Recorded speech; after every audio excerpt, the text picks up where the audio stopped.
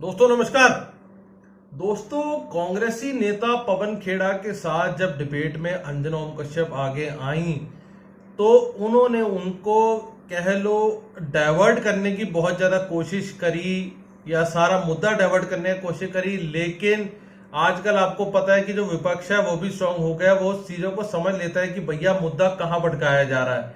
तो ऐसे ही मुद्दे को लेके पवन खेड़ा ने कह लो बुरे तरीके से धोया है और अच्छे से धोया है। तो इस वीडियो को देखते हैं और पूरा इसे एंजॉय करेंगे, आखिरी तक पूरा देखिएगा।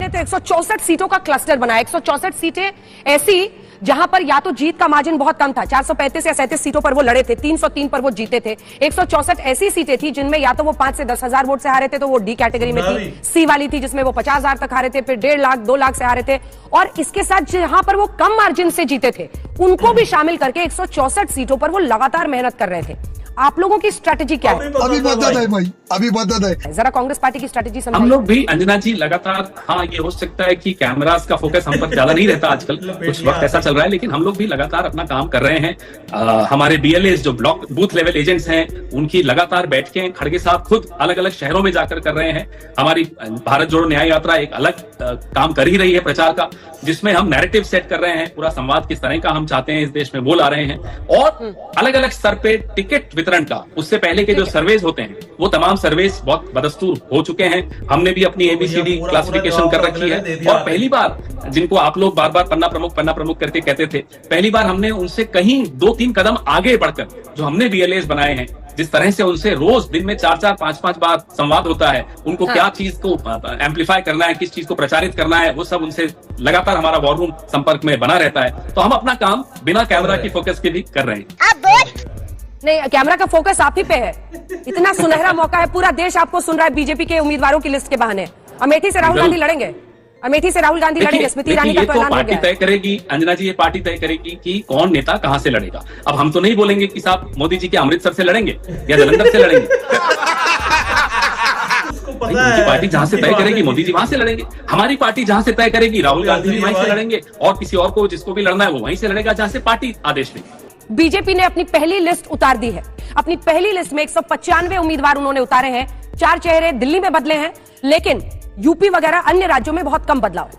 तो अंजना जी, हम जहां बैठे हैं दिल्ली में, तो दिल्ली की जनता को ये जानने का हक है कि क्या ये 4 लोग जिन्हें बदला गया क्या नाकारा थे, इसलिए उन्हें बदला गया, और अगर नाकारा थे तो प्रधानमंत्री और अमित शाह और नड्डा जी आकर माफी मांगे दिल्ली की जनता से कि साहब माफ कीजिए, हमने आप पर नाकारा लोग थोप दिए थे। और अगर नाकारा नहीं थे तो बताएं साहब क्यों उनकी टिकट काटी।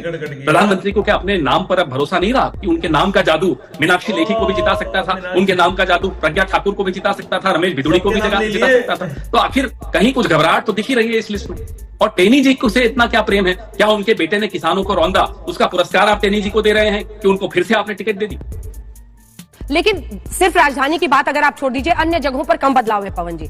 और ऐसा तो है नहीं कि कांग्रेस पार्टी हो या कोई अन्य पार्टी हो वो अपने उम्मीदवार नहीं बदलती है।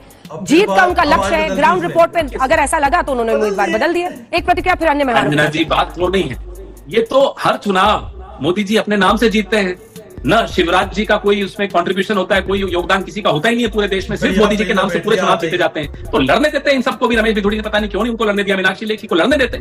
इतना तो जादू आपका चलता है, क्यों घबरा गए आप? ये इस लिस्ट को लेकर आप 400 पार की बात करते हैं, हंसी आती है इस लिस्ट को देखकर। लेकिन रमेश भिदुड़ी पे आप लोग इतने हमलावर थे उनकी भाषा को लेकर, अब जब उनको टिकट नहीं मिला है, कोई बात नहीं, मीनाक्षी लेखी को क्यों काटना पड़ गया बताएं जरा।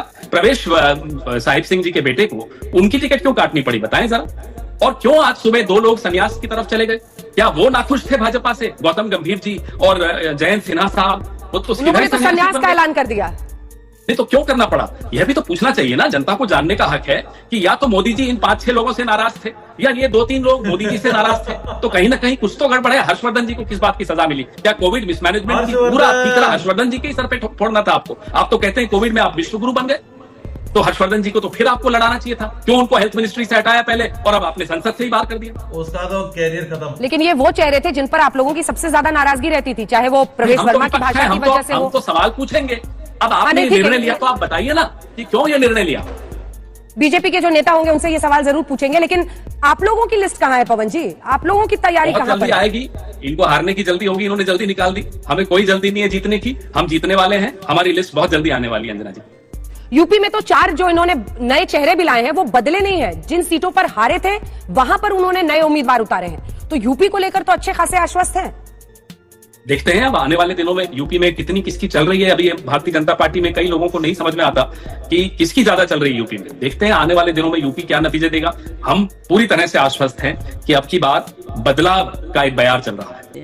प्यारी समझ गई। तो भाई इस वीडियो में भी तुम देख लो, पवन खेड़ा ने एक एक बात का जवाब ठोक के दिया है और कहीं भी उसकी जो बात घुमाने वाला सिस्टम था ना वो चलने नहीं दिया।